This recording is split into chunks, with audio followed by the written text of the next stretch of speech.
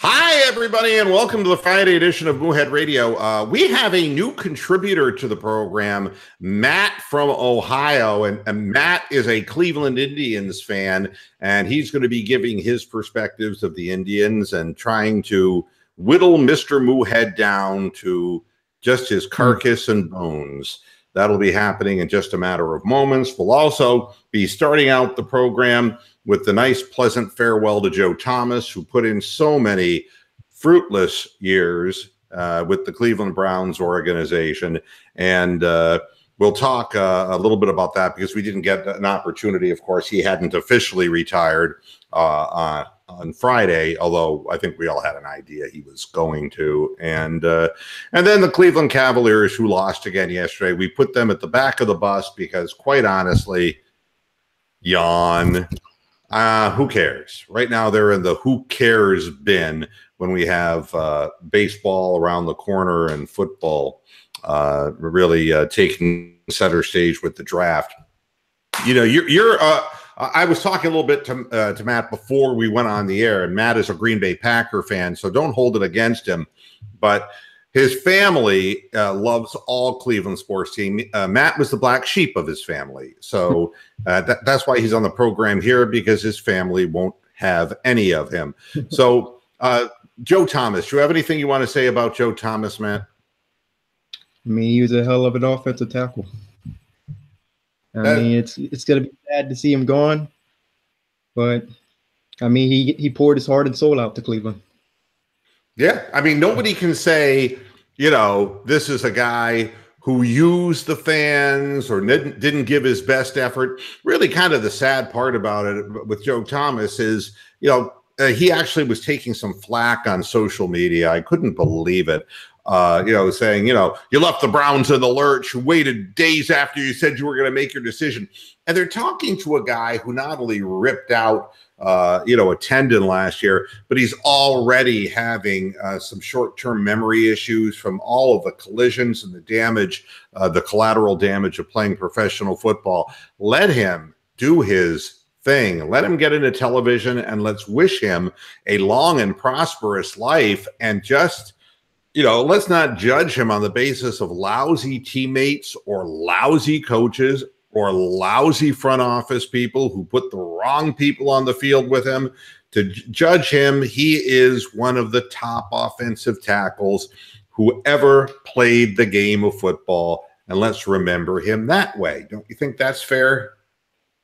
Yeah, I think so. I mean, it's best for his health, to be honest. I mean, he goes longer, and then who knows? More health problems, maybe. So. Well, once he had disclosed that he was already having some short-term memory issues, just like, get out now, man. I mean, that's progressive if it's already started. I mean, the one thing we know about brain cells is that they don't replenish. You know, when you lose brain cells, they're gone. You know? And then also he had that, what was it, that starting streak, and that ended last year. Remember, he had that career, he was out for the whole season. He started for his whole career, he started, and then last year he got knocked down. So I guess that was the best time to retire. I think it was like over 10,300 consecutive snaps without missing a snap. That, I mean, I don't know if he's ever going to top that. No, I mean, that's the stuff of which Cal Ripken Jr., you know, that's the stuff of which, I mean, you would think if there was going to be an Iron Man, it wouldn't be at the offensive tackle position. Just a remarkable physical specimen. And I'm glad that he chose to move on. He's trying to help his replacement. He's going to help the Browns in any way he can. But it's time he gets on with his life. And hopefully from a competitive perspective, as he gets into the media, he'll find that it's better for him than it was coming into camp every year and joining a bunch of losers. I was hoping that Steven would be here today, but maybe he is out and about doing things. Let's move to the Cleveland Indians. I know this is what you're interested in. Spring training is rapidly coming to an end. Your thoughts? Are we a better team than we were, having lost Carlos Santana? Are we a better team with Rajai Davis once again trying to make the roster and maybe succeeding? Or are we even with where we were last year, or are we peaked and going down? What do you think? I think we'll find more about that once the regular season starts. I mean, Alonso's stats kind of are scenario like close to Carlos Santana's, I believe, right? I think both their stats line up. So we kind of brought in that piece, and then we lost Brian Shaw. So who knows what our bullpen's going to be like, if our bullpen will be the same, because Andrew Miller and Cody Allen's last year with the Yonder Alonso thing, even though last year you can say, okay, Yonder Alonso hit 28 home runs, but before that, he'd never hit more than 9 in a season. And he only hit 6 after the All-Star game last year. There are some questions about the power that he will be able to deliver. His history is that he makes better contact with the ball than Carlos Santana, but doesn't have the power. And since he acquired what they call the trajectory swing, he strikes out more than he used to. We'll see whether Yonder Alonso carries his power into Cleveland Stadium, or if it was just a one-year aberration. Yeah, that's what I'm wondering too. If it's going to just be a one-year fluke and then he's going to go back to normal.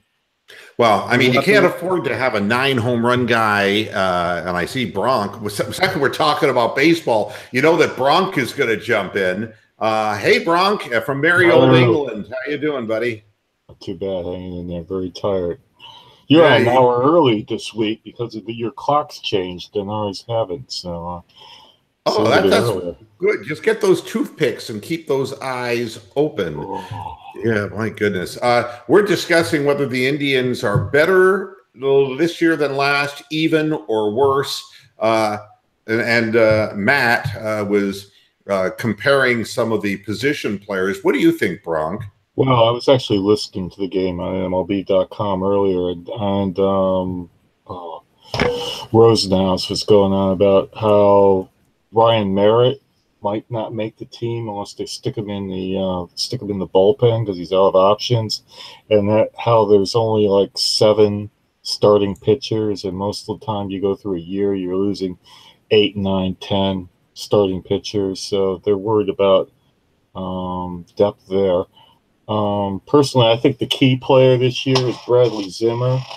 I think with his athletic ability, his 5 tools, people love to say, he could be the proper all-star on this team.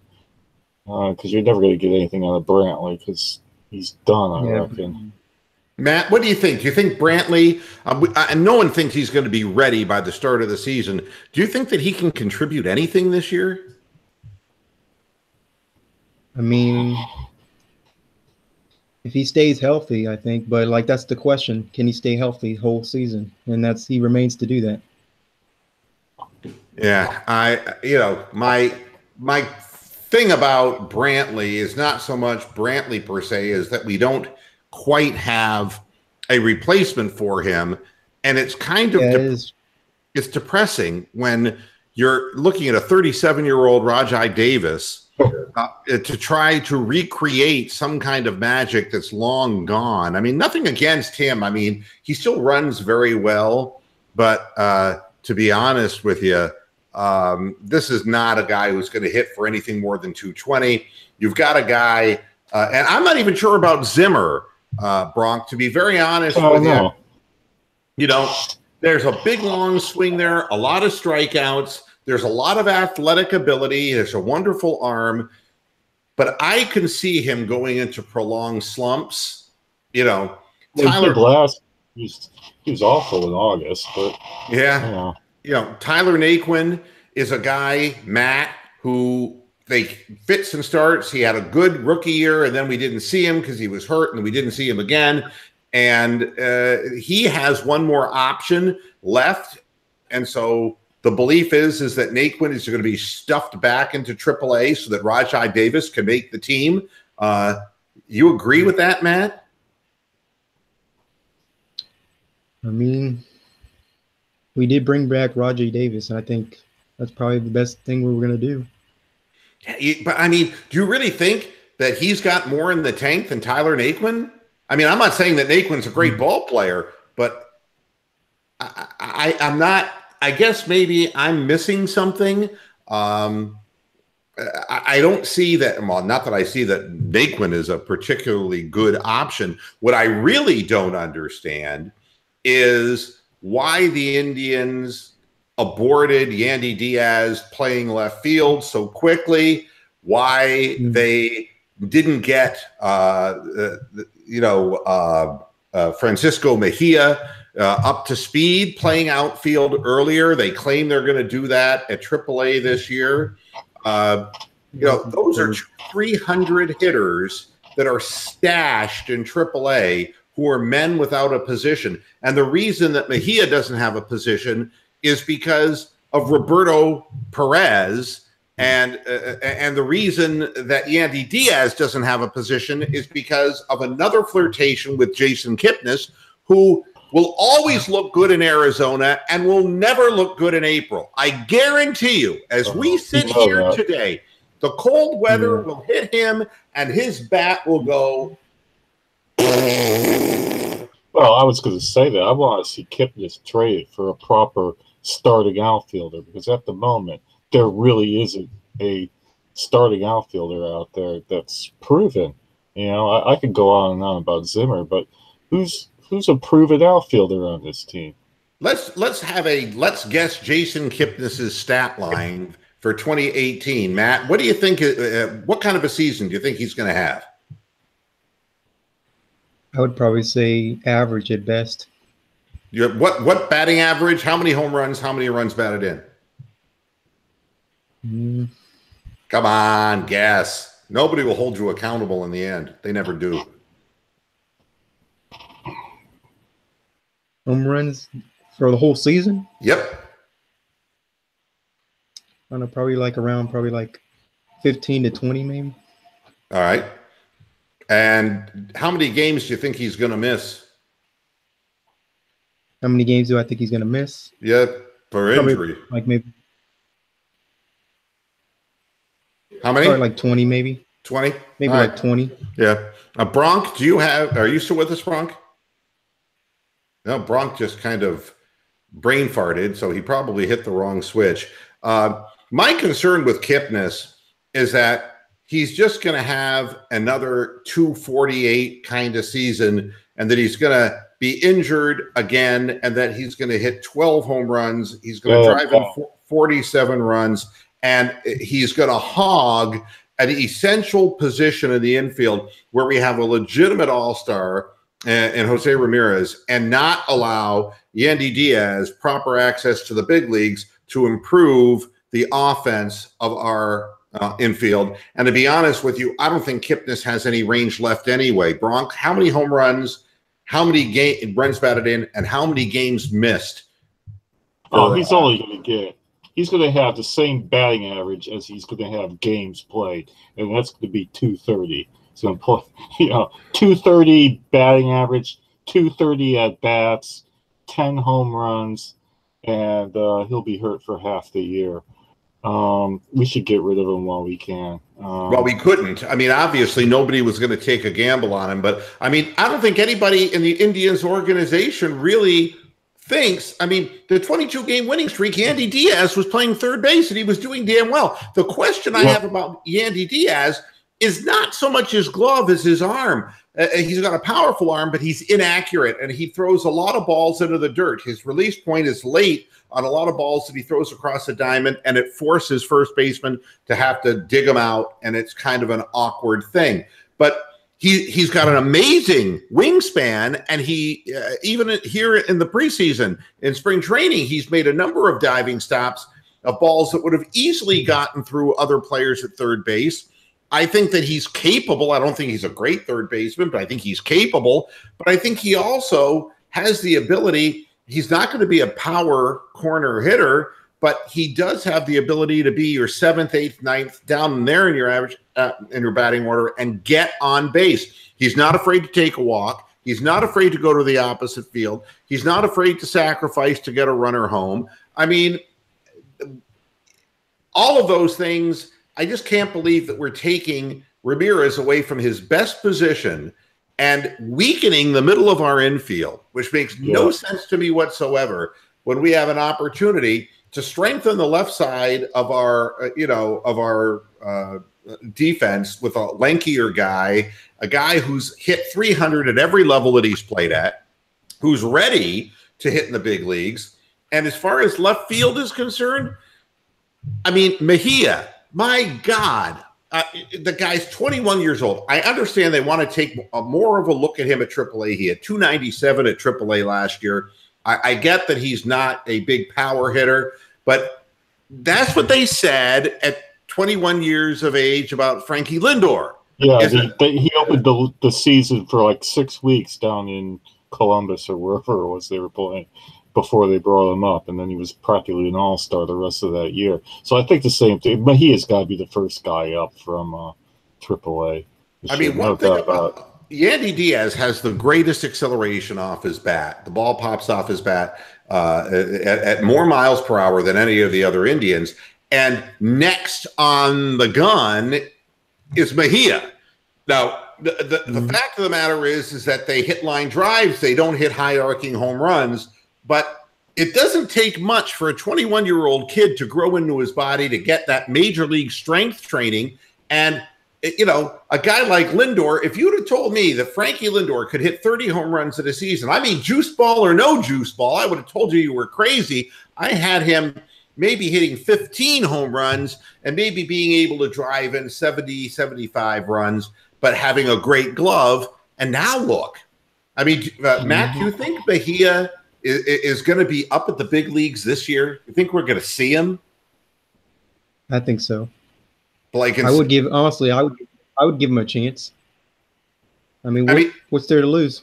I mean, he doesn't know how to play left field yet. Was there, because they didn't get, I don't know why they continued working him behind the plate when they knew that they were going to hold on to the two catchers that they had at the big league level. And I got to tell you, Yan Gomes, that's a dog attack in the background. Yan Gomes is a better defensive catcher than Roberto Perez. Yan Gomes has a faster release. He throws out a higher percentage of base runners. And Yan Gomes, well, with the mental stuff he's gone through, still is a better power hitter than Roberto Perez is. And that's what it seems to be about in Major League Baseball. I guess and if you want to play Mejia every day, why would you have kept him in a situation where you had signed up your catchers for years in advance? I don't understand. He should have been playing left field all the way up through the minor league system and really doing something that would help the team. Steven is with us now. Hi, Steven. Mr. Rose is in the building. Well, I thought he was. You there, Steven? Yeah, I had to get on. I have two laptops. My other laptop is older, so I had to use my newer one to get on. So this is the newer one? Yeah, I have two laptops in case one of them messes up, because this one's like 6 years old. So I had to brought a brand new one this year for $300. I was going to say Best Buy screwed you. No. Oh, you went to Toys R Us before they bankrupted. I got it. Oh, yeah. I see. They went out of business. Yeah, super toy store, my ass. Hey, Mr. Moohead, my father thought of something. He saw the show the other day. He said whenever the Browns have a new press conference and a new regime comes in, yes, he said, shouldn't they have a big-ass sign that says under new management? Yeah, there you go. I mean, that would be the ultimate, from what we were carrying on a conversation we were having on Friday. Yeah. All new girls too. Yeah, we have the roster turnover. We've got everything in Cleveland except the W's to show for it year after year. Yeah, I love that old slogan. And there was that slogan that the team used, and it said something like the name on the door is Cleveland. It had some stupid, it was like that old Indians Fever, catch it. And, and back when they did Indians Fever, Indians Fever, it starts with the very first inning. And it's like, God, I'm burning up. God, I'm burning up. We never fucking win. I'm sick. I'm the fever. And and believe me, none of my friends, none of my relatives caught the fever. I mean, that's got to have been the hardest disease to catch. The name on the door says... Those were like the dark ages of Cleveland. What, 70s and 80s? Those were the dark ages of Cleveland. That was when they were at, Municipal Stadium? Oh, yeah. You're too young to remember that, man. The puke in the men's room. Imagine? Oh, my God. Literally, you go into the men's room and there was urine on the floor and where people had vomited on the floor. And it's like, yeah, go Browns, And the only the toilets were all frozen. But it was clean. When the Indians played, it was clean because nobody was there to go to the bathroom. So it was like, was. People don't remember John Adams. You know who John Adams is? The not so little drummer boy. Yeah. Oh, he was there in the empty stadium. If you ever saw the Star Trek movie where they tried to transport the humpback whale back to the future. And so that the whale could make a signal, to it was a concocted story. But yeah, the only people who could have heard John Adams drumming back then in Municipal Stadium were aliens from another planet saying, "What is that incessant noise I keep hearing?" Because there was nobody to witness the games because everyone had died from Indian fever. God almighty. They sure had Indian fever, all right? I mean, we were like, what? That lasts every year, right? Yeah, I mean, it was painful to watch. Now we're better now, but thank God we're out of the dark ages of then. Well, not so quickly, my friend. I mean, we're clearly okay compared to the Central right now. We're okay. Compared to the Central, look how weak the Central is, though. I mean, we're probably able to win it every year because how every other team's in rebuild mode. That's exactly right. I mean, I'll give you a weird stat. But the Twins are like getting there a little. But just think of it this way, Matt. While you were watching the Indians, you watched the Royals win it all. You watched the White Sox win it all, and it's like. You watch the Twins win the division time after, everybody else has had their turn. It's just a matter of, it's just about time. I mean, and now the Twins, they say, are reloading. And I don't know. We'll see how that plays out when the season begins. But from top to bottom, I don't know that this Indians team is, I don't think they're better than they were last year. If they're counting on Zach McAllister to replace the innings that Brian Shaw gave them, and I see Steven slipped out because that new $300 laptop, the hamster stopped pedaling, and so he lost connection. I think honestly we're going to have to make some type of trade or something for a piece or two. Yeah, I mean, right now, the Indians are short go into the playoffs like the way we are right now and just expect to make something out of it. Well, Tito likes a bridge. Because, I mean, look at, what's that? Yeah, you're starting to break up a little bit, Matt. So, unfortunately, your prophecy is coming true. But keep hanging in there. Tito likes a bridge. He doesn't like just a basic, setup and close guy. He likes to have a setup to the setup, and then the close. So he wants to have, 4 guys he can count on. A situational guy like a Danny Otero who can get 1 or 2 outs, and then he wants to move it over to a Zach McAllister, and then he wanted a Brian Shaw, and then he wanted a Cody Allen, or then Andrew Miller got fitted in there. He was another guy who was your official setup man. But the 7th inning could be any number of people, and it could be 2 people to get through the 7th inning. And I'm looking at our bullpen right now, and it's like, man, this moves everybody up in line. So we're expecting Zach McAllister, and he's going to have to pitch a truckload of innings, and he only has 1 pitch, Zach McAllister. And I don't know how that's going to work because all of our pitchers have a tendency to go no more than 6 innings, with the exception of Klubs. and sometimes Carrasco, but Bauer and Clevenger, who's going to be starting, Salazar when he is pitching, they walk so many men or throw so many pitches, they don't get out of the sixth inning. So we're forced to go to our bullpen. So, and I don't really think who is the Olsen? He's not going to have another year like he had last year. Oh, I think he will. Oh, you really believe that? Do indeed. I think he will. Why? He'll be the seventh inning guy. Just think that. I mean, you think he has the stuff? His stuff didn't look that good. He just seemed to be blessed. Well, I think you can get these guys. You remember Julian Tavares, who came out of nowhere 20 years ago? I just remember him crying after we lost, sobbing incoherently in the dugout. That's what I remember about him. Yeah, no, we always get these relievers come out of nowhere every now and then. And that's the next one. Looks like we're having all sorts of connection problems with our fellow guests here, though. Now, I'm going into the chat room because people are taking their time to say things in here, and I don't want to miss out on what people are saying. General Dog says moo. Steven is saying he can't get back in. I told you, that laptop, that is a kiss of death. Brian Hallman is saying, think about how much punishment Carlton Fisk endured after 20 years. That's, Carlton Fisk. Wow. Yeah. This way. Okay.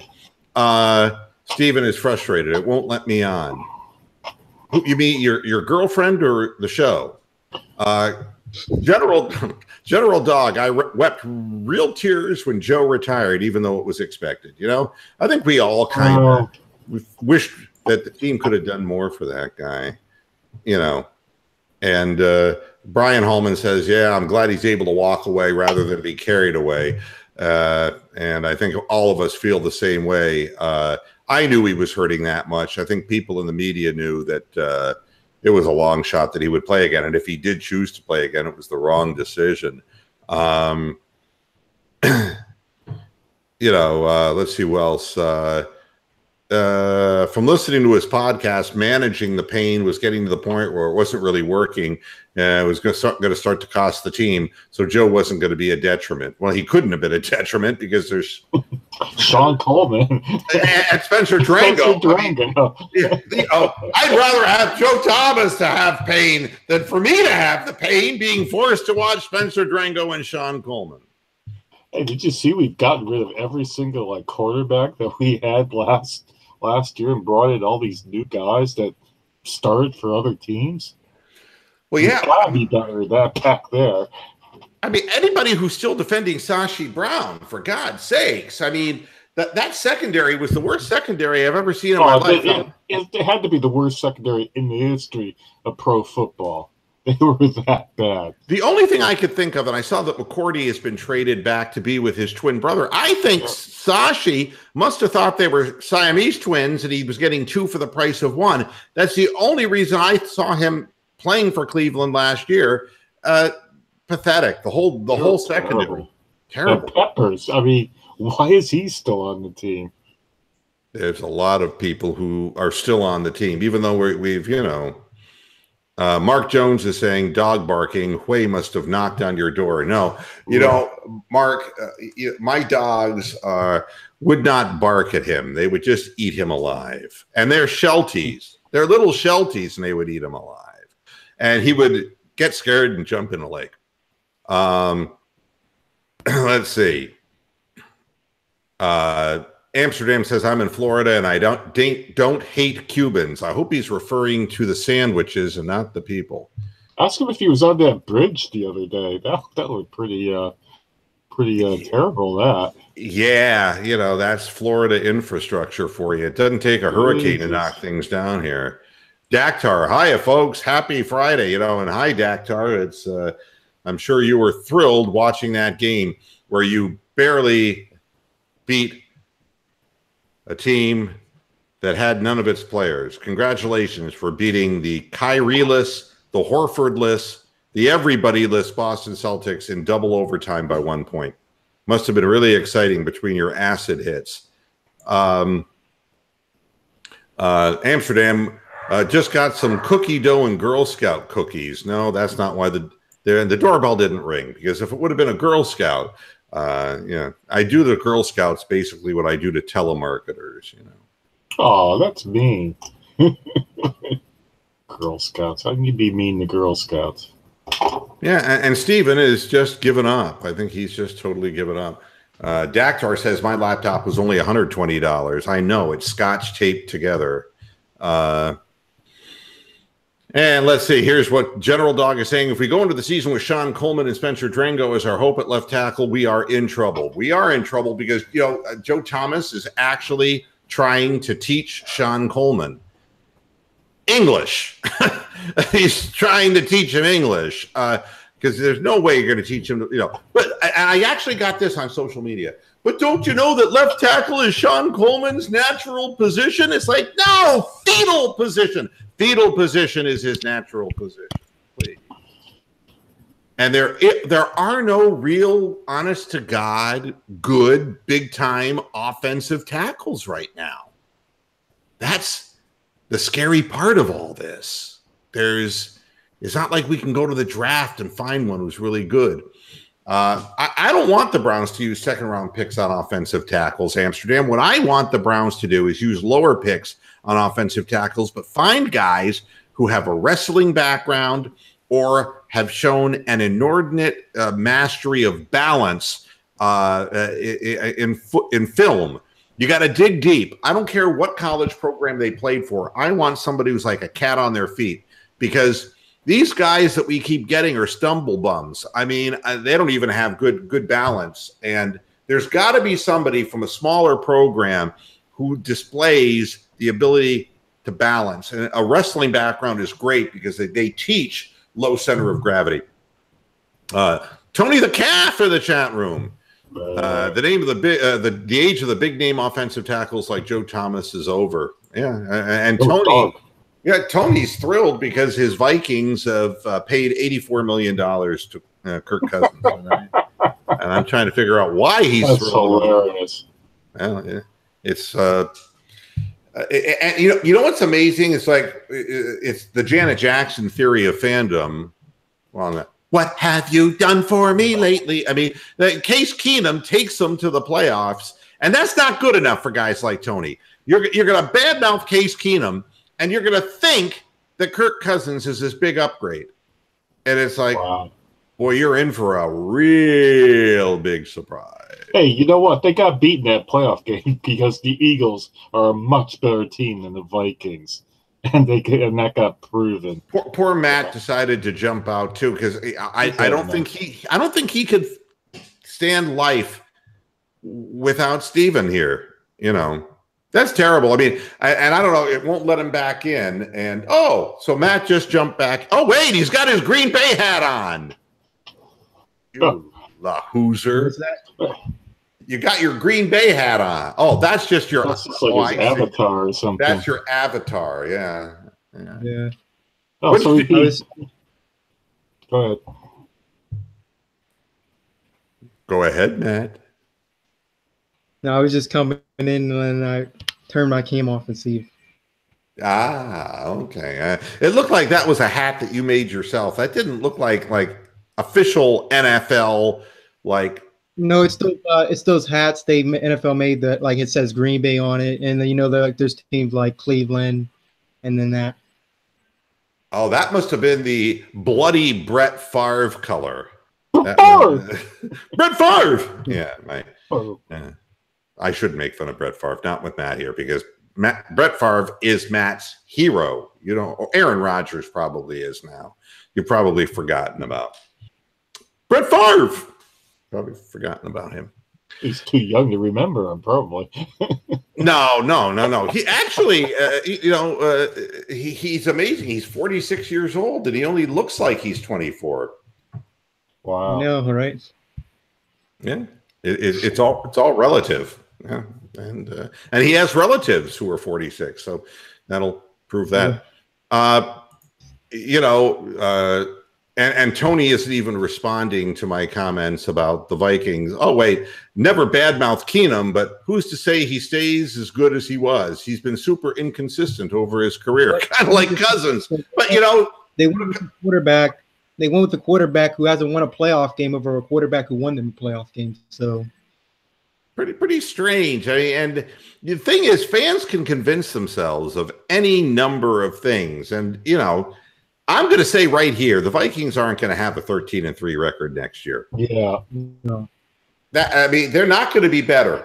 That's what I'm saying. Tony, they're going to play a first place schedule this year too. I mean, their schedule's going to be a lot tougher. They don't play the Browns for one thing. You'll be lucky to get 10-6, Tony. You'll be lucky to get 10-6 and squeak into the playoffs. I know you want that Super Bowl really bad, but Kirk Cousins and Super Bowl do not belong in the same sentence. All right. Let's see. Brian Hallman says, yeah, Thomas went down to the practice field and was trying to work with him after he retired. Let's hope we can recruit him to be the offensive line coach. No, he's going to be in television. He's going to be doing sports analysis, which is what he should be doing. And, you know, I don't know who's going to coach Sean Coleman, but I just don't want to see him on the field. I mean, do you know that he led the league in penalties and flags against him of all offensive linemen? Sean Coleman, by far, I mean, there were like 13 holds against him. He led the league in holding. Yeah, he likes. What's your guys' thoughts on signing Carlos Hyde, though? Do you think that's going to affect the draft on who you draft, or do you think you guys will still go running back Saquon? Yeah, well, I'll tell you, that's a hell of a question, and I think the line that was utilized by John Dorsey was not necessarily, and I always say, you know, the fact that we traded for Carlos Hyde does not necessarily mean we're not going to get Saquon Barkley. Now, not necessarily. You guys didn't trade for him. You guys signed him as a free agent. Yeah, that's right. Well, yeah, you're right. Technically, you are correct. I'm sorry. I stand accused and convicted. I tried to do what Trump does and made it up, and it didn't pass muster. I apologize to all the people in Moo Land. You guys also made that. You guys traded us for. You guys traded Kaiser to us for Demarius Randall. What do you think? I don't know. He had like one. He had one good year with us. I don't know. Well, Demarius Randall throws the ball better than DeShone Kaiser. At least he does throw the ball better. He knows where it's going. No, it's a matter of need, and we decided that whatever upside that DeShone Kaiser had, that they ruined him. Let's be honest. Whatever he is going to be, let's hope it's not shaped by last year, because he didn't belong on the field in Cleveland. They threw him into the fire too soon. The thing, they threw him into the fire, and they had no veteran quarterback to train him. That's right. I mean, I didn't like his attitude. I thought that he was haughty and arrogant. But to be honest with you, I felt bad for him too, because it's like in my heart I knew that 21-year-old kid getting thrown into the game that soon. Yeah, and he just didn't have the chops. It wasn't, and he didn't have an offensive line to boot. Let him sit and let him get an idea of how to run a really well-tuned, well-orchestrated. Let him learn from one of the best quarterbacks in the game today. But, the thing I would be afraid of, if for any reason he gets in the game, he might still be trying to throw to Jordy Nelson. And that could be a problem. Who, Aaron Rodgers? Wow. No, DeShone Kaiser, because Jordy Nelson got released. I know. That's why I'm saying that DeShone Kaiser would probably be throwing to him, because he's not accurate. If he threw to Jordy Nelson, would be throwing. Forget it. He would be throwing on the Oakland Raiders sidelines. Forget it. Forget it. It was conceptual, and there it went all the way back. Yeah. Okay. What I think, as far as Carlos Hyde, you basically exchanged Isaiah Crowell for Isaiah Crowell. I don't have much of an opinion about him either. 4 yards a carry, and I see no indication that Carlos Hyde is going to be anything special. And if the Browns don't take Barkley, because if they think they're going to make it through a season with just Duke Johnson and Carlos Hyde as their 1-2 punch, then they're smoking weed and laced with angel dust, because they've lost touch with reality. But I do believe that they better draft Barkley at 1, because they're going to regret it. I believe what you're saying, but I believe they're going to pass on him. They don't draft Barkley at 1. Giants will take him. Yeah, I think everybody knows that. And, now they're saying, the thing I think is so funny is the Browns got Buffalo's quarterback, right? So now Buffalo gets A.J. McCarron because Huey Jackson recommended A.J. McCarron to the Buffalo Bills. Did you see this? He's also working as a consultant to the Buffalo Bills, which is really wonderful. He should be A.J. McCarron's agent. I don't know. He's not the coach of the Cleveland Browns, as far as I'm concerned. He's A.J. McCarron's agent. But now they're saying that Buffalo's trying desperately to move up. And the only position they could move up to would be 3. The only position that they could move up to if they really wanted to snatch a quarterback, because let's be honest, I mean, Buffalo can't go in with Nathan Peterman and A.J. McCarron and expect to be at all competitive in the National Football League. And who knows what they'd have to give up to try to get to 3. But that's the team that I see possibly moving up into the 3rd position. The Giants will take Barkley at 2. And what I will say about the Browns is Barkley is fixed at 2. If the Browns don't get him at 1, then what are the Giants going to do? The Giants might trade out of number 2 if they can't get that, or they might get, Darius Geis. They might get a guy who is the 2nd line next best running back in the draft. But at 2, that would be a reach. They might trade out and trade down and let somebody else come up and grab a quarterback. So it's likely the Browns, if they took Barkley at 1, that quarterbacks would go 2 and 3, which would still leave 2 quarterbacks for the Browns. And the thing is, if one of them was Darnold or Rosen, they could still win at number 4, in my opinion, because they're the best throwers in the draft. As long as it's not Mayfield and Allen that's left. But you're taking a gamble by doing that. But I hope we go with Barkley at 1, but my gut tells me no. My gut says, they're going to go in and do it again with Carlos Hyde and Duke Johnson. Yep. Dumb. Nothing surprises me in the land of the Cleveland Browns. I actually think they're going to trade down. With the Browns? Yeah. Either trade down the number 1 pick to somebody like the Giants, if they get the number 2 in the next year's number 1, or trade down the 4, which would be more likely to happen.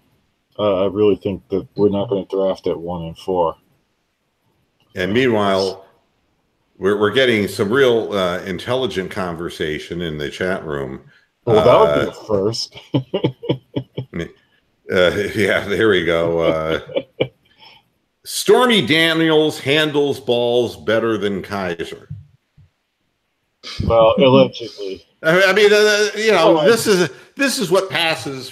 Thank God I have 2 intelligent people on the program, because the people in the chat room, God only knows. I mean, I'd comment about that, but I've signed a non-disclosure agreement, so I can't say anything. Exactly. Yeah, and anyway, somebody must have taught her that it's not polite to talk with your mouth full. Brian Hallman says, Darnold is garbage, wasted pick for that buffoon. Well, like Brady Quinn, I think. I'm not high on him either. But something? I think Rosen is the guy you want to get, but will Rosen be there at 4? Because I also want the running back. And, boy, that's the risk. That's rolling the dice, I don't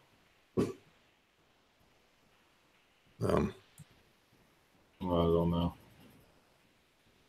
And Tony says Sam Darnold and Denzel Ward are the picks. Yeah, he's going for the Browns. He's saying the Browns are going to go with Darnold at 1 and Denzel Ward at 4. And Mark Jones just laughed at him. But that wouldn't be the first time that happened to Tony. When he dropped his pants in front of his current girlfriend. No, we're not even going to go there.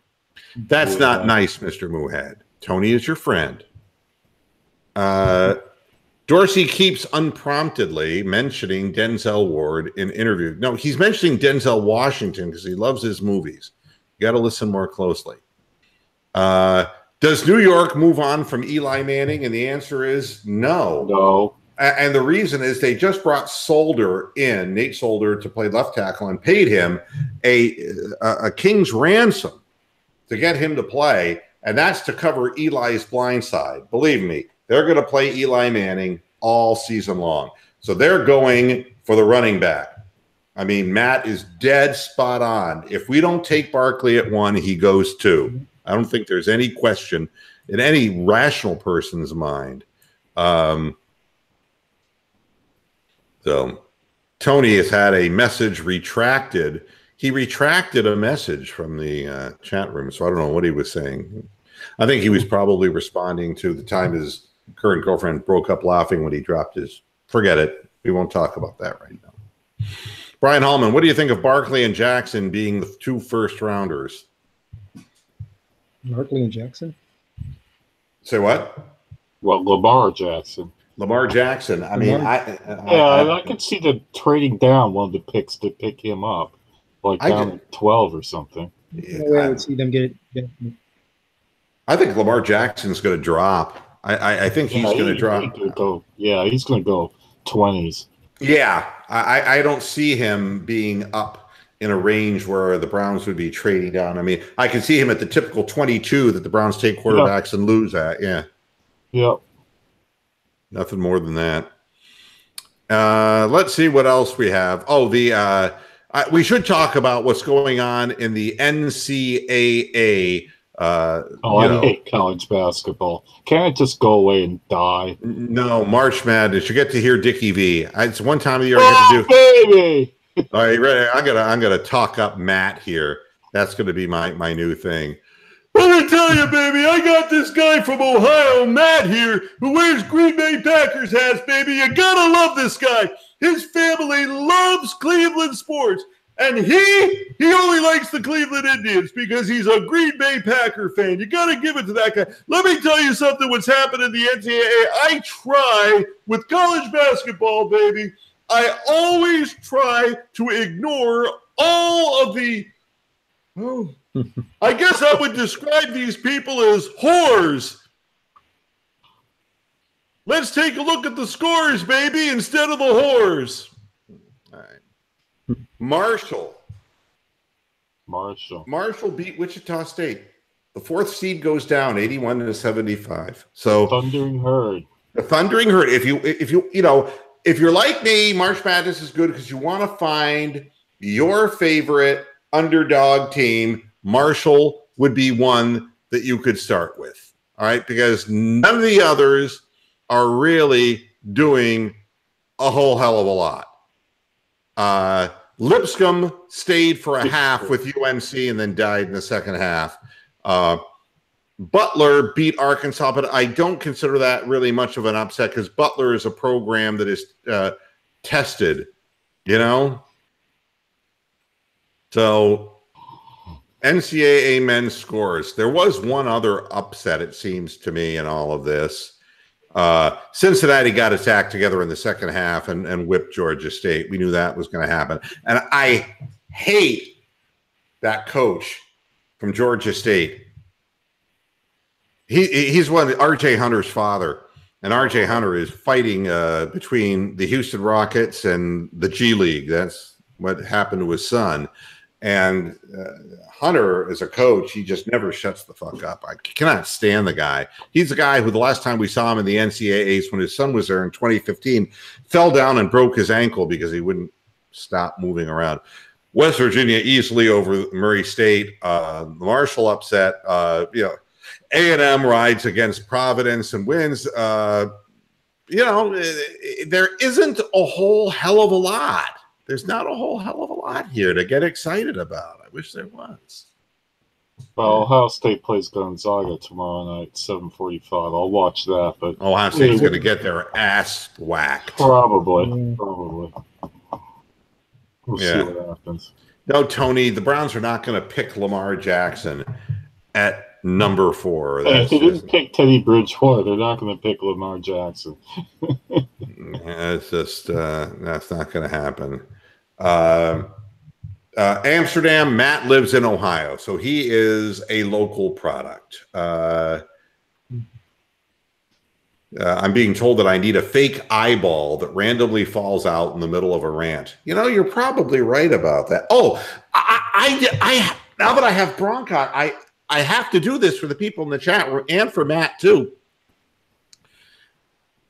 My love affair with Joe Banner goes back many years.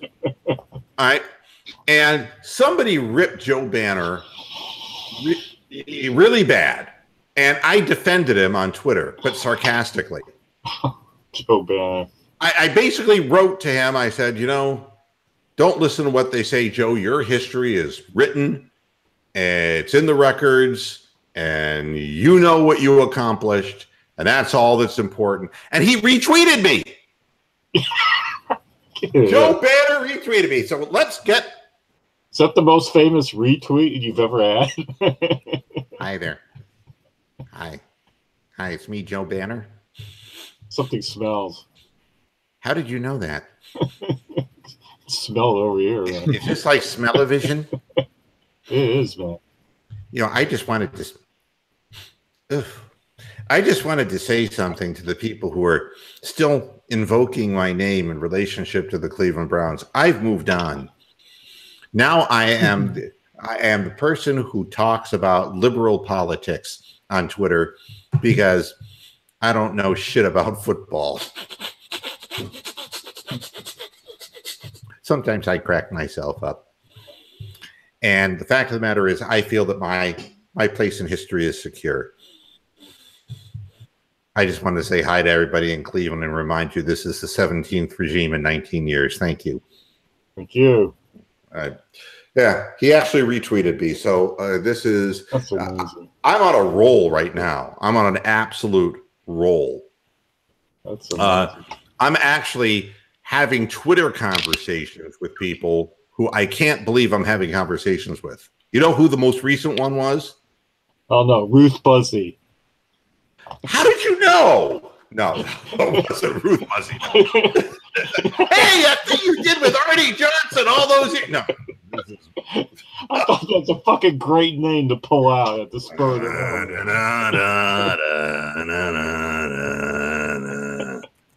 Would you like a walnut? All right. No more Artie Johnson, Ruth Buzzy references. No, Andy McDowell, the actress. Andy McDowell. From Groundhog Day. Four Weddings and a Funeral. Yeah, that's right.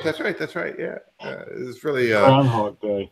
We share some common politics as it happens, so we've been kind of exchanging ideas, and it's kind of cool because you know you're a cow. E-I-E-I-O. Yeah. Hey, maybe she's watching. Hi, Andy. Yeah, no, I mean, the thing that's funny about it is not so much, you can talk to anybody, I suppose, if they respond to you on Twitter, but it's what's happened to my Twitter. Like, it's now recommending all of these actresses and actors on my recommended to follow list. And it's like, no. I mean, what do you think? I'm some kind of a stalker boy?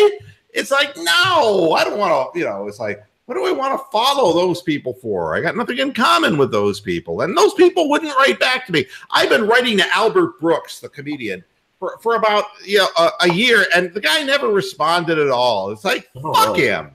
Fuck him. He's not even that funny anymore. I mean, I don't really like to get into this whole Hollywood chasing thing. It's like, ooh, I'm following famous people. It's like, I really don't care about that. How many games are the Indians going to win, Matt? Tell me, how many this year? I would probably say in between like the mid-90s, maybe. Ooh, he's going 95. Ooh, that's high. That's high. I don't think we won 100 games last year. Who do you think it's just it had the breakout? Who do you think is going to have a breakout season, Matt, for the Indians? If you had to say that one guy was your guy, your pick to click, I guess that's what the Hawkeroo would always do. Now it's time for your pick to click. Who's going to have that big season, Matt, for the Indians? as a player who didn't have a big season last year? Or, no, it could be. No, I mean, it could be. Honestly, I would have to say, I think Jose Ramirez is going to have another MVP-like year. Yeah. I mean, I don't think that Lindor could possibly match the season power statistics that he had last year. I think that would be really asking a hell of a lot. And I don't see Encarnacion really doing anything radically tremendous or different. You know, if Brantley were to somehow regain his health, I could see him maybe, you know, hitting somewhere around 18 to 20 home runs for this team and maybe having a nice 280 comeback season kind of thing. But as far as, you know, out of the blue, you know. I'll make some weird comments here. I think Clevenger is going to be one of the best starting pitchers. I think Yonder Alonso is actually going to have a good year because people are going to have to throw pitches to him. And like I said before, I'm high on Bradley Zimmer. So we'll see what happens. I just hope that Bradley Zimmer can consistently put his bat on the ball because he, you know. Well, you make him sound like Richie Sexton, for God's sakes. For God's sakes. It isn't that he's all or nothing. Not the Dave Kingman thing. It's, I mean, difficulty. You know who he reminds me of like a guy from 20 years ago? Vaughn Hayes. Vaughn Hayes, that's not a bad comparison, except that he's much faster and he's got better athletic skills. I love him. Get hurt. Yeah, I love him in center field. I love his arm. I love his speed. I'd like to see him get a better understanding of the strike zone so that he can get on base by walking more often. And I want to see because it's not translating into home runs, that big swing. He really isn't hitting for mammoth power at this point in his career. I'd like to see him maybe get his bat on the ball a little bit more often. The funny thing is we were talking about Frazier just a year ago, it seems. We were talking about, you know, Frazier and Zimmer. And Frazier now is a man without a country because, you know, of the Yankees deciding they were going to put all of their resources into Giancarlo Stanton. So here's another guy we haven't mentioned. I think Greg Allen might pop up as well. You know, Greg Allen to me makes more sense than Rajai Davis. I mean, they're kind of the same kind of guy. Yeah. No power, a lot of speed, cover a lot of ground to the outfield, but they want to see him perform at AAA because he's only been playing at AA. So he's got to earn his spurs at the AAA level. So he'll be coming up. He'll be coming up at some point. Yeah. Definitely. Somebody leaving a message. Hold on.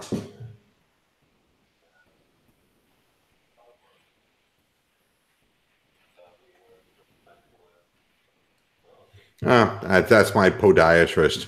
A cow's hoof, you know. Sometimes it's important to take care of the hoof. So what is your guys' thoughts on the whole Indians doing away with Chief Wahoo? Oh, and honestly, I think it's kind of ridiculous that they want to do away with it, to be honest. But I mean, I guess what in the next few years, where they're going to make us change the name? That'll be apparently offensive to the Native Americans too, right? Well, you know, the problem I have is that getting that logo off of uniforms is not going to improve the standard of life for Native Americans. That's the first thing. I think it's tokenization.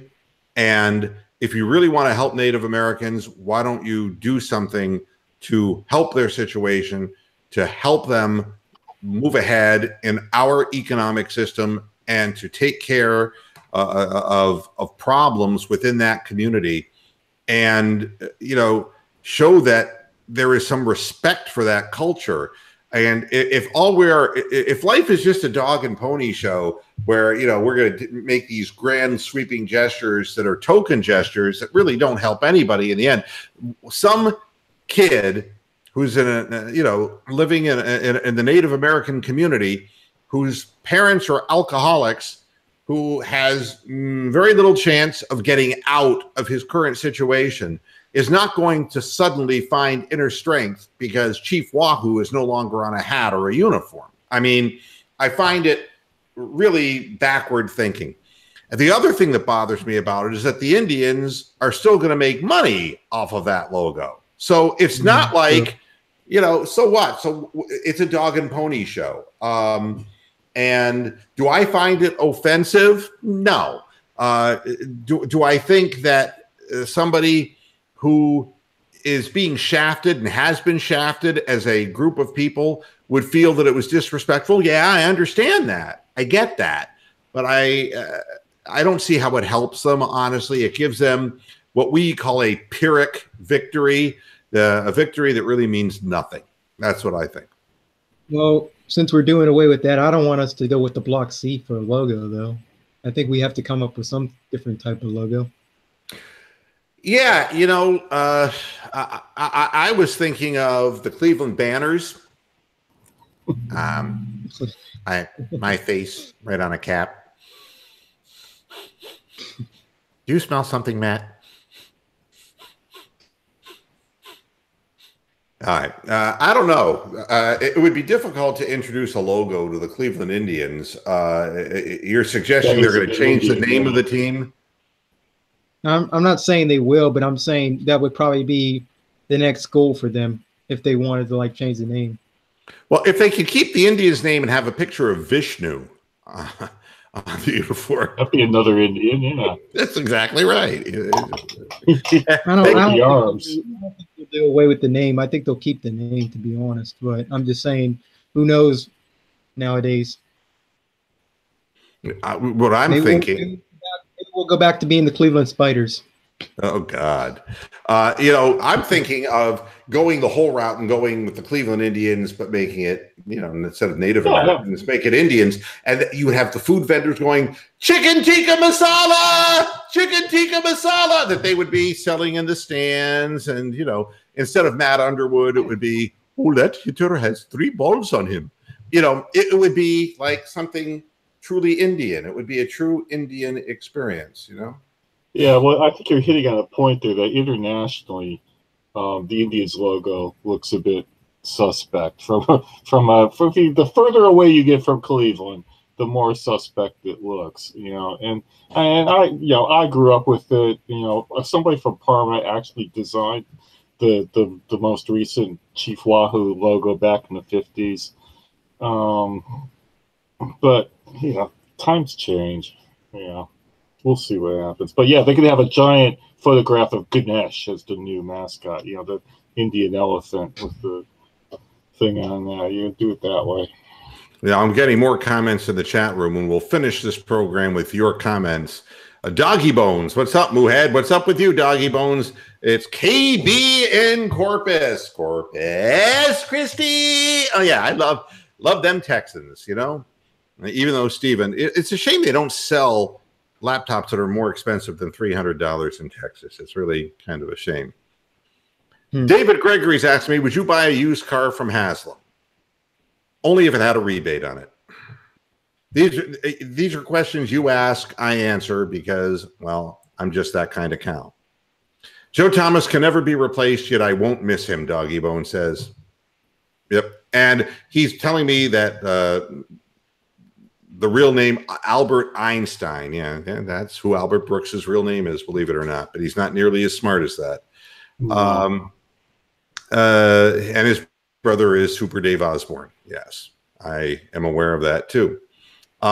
He's also Funkheimer from Curb Your Enthusiasm.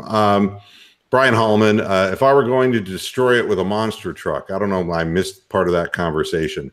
The kid, Joe Banner, seems like he's always snorting as he inhales a fart. Well, that is exactly my inspiration. That is the inspiration for the impression. Thank you. Thank you for noticing. Unfortunately, Mark Jones says the Astros even got better. Such would appear to be the case. They're saying that I suffer from hoof and mouth disease, and not true. Mark Jones says save Wahoo. You can't save that. Brian is saying Hillary must be giving out your number again, Moose. You won't be answering it anytime soon, just like Benghazi. Yeah, Brian, I love you, Brian. You know something.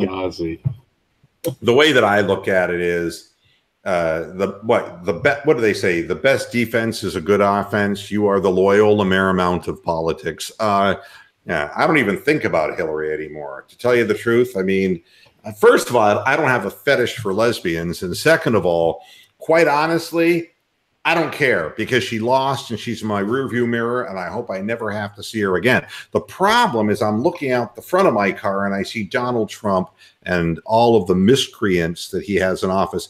You know, you want to talk about draining the swamp while, the token black guy in your cabinet spends $31,000+ on a dining room set. Please. Drain the swamp. You're part of the swamp. No politics, Doggy Bone says. I agree with you. Jim Thorpe was Native American. That's absolutely was. That's absolutely true. But you can't name very many other ones. And if somebody says Sitting Bull, I'm going to forget it. Geronimo. These are Geronimo. Tribal gaming in Arizona is paying for the care and education of the non-gaming tribes too. Yeah, well, look, I'm not big on casinos, quite honestly. The Cleveland Banners, I agree. That's what I'm trying to bring about. And now there are more. Elizabeth Warren, she's Native American. Nobody ever complains about the Fighting Irish logo. That's because it's not drunk. If it were the drunk Fighting Irish, I think people would have a problem with it, Mark. Really, I think that the pugnacious drunk Fighting Irish or the Notre Dame team name would be the racist Fighting Irish. I think people then probably would be upset. But the Fighting Irish, it implies drunkenness and fist fighting, but they're really talking about football. Let's see what else we have before we get out of here. Watch your mouth. Go Notre Dame. Well, there's always one. Notre Dame. That's where Kaiser and Brady Quinn came from. Let's never draft another quarterback from Notre Dame ever. And Rachel Dolezal. Look, Rachel Dolezal is my idea of an African-American woman. So please. As Mr. Rourke would say, allow her fantasy. Fantasy Island is like, Mr. Rourke, I want to be black, but you are white. I want to be black. It takes all kinds in this world that we live in. It takes all kinds. All right. Guys, what final words of wisdom do you have for me before we get out of here? Oh, God. I'm unprepared. What can I say? Oh, one thing I heard about is in Montana Senate race. This is politics for you. Yeah. They had the deadline for being a candidate to sign up. And it turns out that the Green Party candidate actually is a Republican on the Republican payroll. So he's in there trying to siphon off Democratic votes away from... and that's in Montana, where there's only about 6 people. 6 people live in Montana. So he's trying to get those 2 votes that might go to the Democrat. Now, what's your final word of wisdom, Matt, as your initial maiden voyage on Moohead Radio comes to a conclusion? Well, 2 weeks, go Tribe. Best of luck. Let's see what we do this year. Hopefully. Is the 29th? Is that when the opener is? 29th? Yeah, the 29th. We play the Mariners, I believe. I think Matt's hoping to have his first shave on that day as well. So. Oh, leave him alone. He's a good guy. This guy gave of his time freely to join cows on a podcast that nobody watches. Give him credit. All right, guys. Thanks a lot for joining me. Hey, it's been fun, and I'm sorry, Stephen. You got to figure out what's wrong with your setup over there because there is no problem getting into the program, but you might want to reset your router where you live and do something to kind of Fisher Price laptops. My first laptop. My little laptop. My little laptop. By Kenner. With a little light bulb, and it cooks your little Nothing. The easy fake laptop. The easy surf laptop. All right, guys, thanks a lot for joining me. And Matt, thanks for your first time. Don't be a stranger, Matt. We're going to be talking a lot of baseball here, okay? Yeah, and don't be afraid to talk shit. That's when I started talking a lot more about the Indians and stuff. It hasn't really hit me yet, baseball season starting. So once it starts getting here, then we're hyped up. And I'll be in South Carolina starting the 27th of March, which is less than 2 weeks away. It's amazing how time flies. So you'll be seeing a different backdrop, but the same idiotic cow. Thanks, guys. Take care of yourselves, and we'll talk to you later, okay?